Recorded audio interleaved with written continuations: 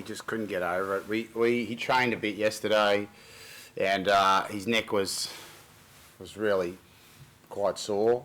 He wanted another day, which obviously he'll afford to a guy like him because he knows his body better than anyone and prepared better than anyone, but he couldn't overcome it.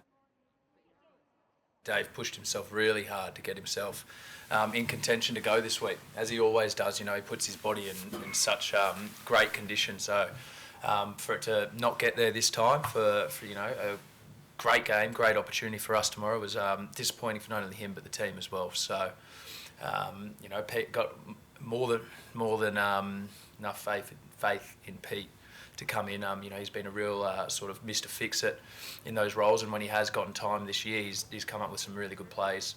So really happy for him to come in and get a good start. Great start over here in this game tomorrow. Good showing of how a team's performing and feeling is your defence, and our defence has been improving. Look at the last couple of weeks. I mean, Wales, no try against us.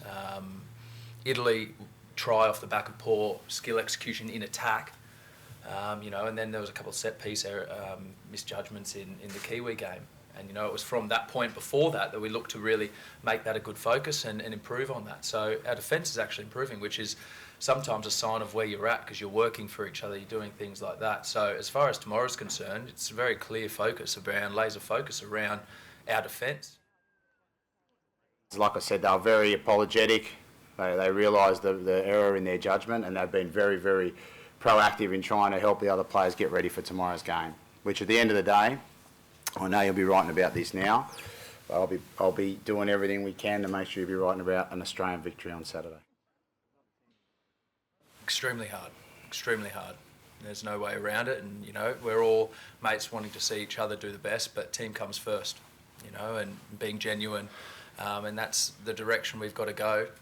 You know, these small steps to putting the team first, and that's going to have a great outcome in the end. There's been a lot of good things around what's happening inside the team this year. We've been under a heap, right? And we've stayed very solid. We've stayed together. We're able still to make strong decisions. Where it may have been easier to say, well, here's a couple of great players, let's make sure they're in the team because we need a win at all costs.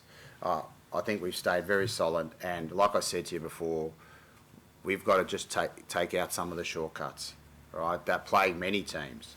So, and be 100%, we're going to go and do the hard road and put in everything we can to get there every single time, because there's a lot of good stuff inside of this team.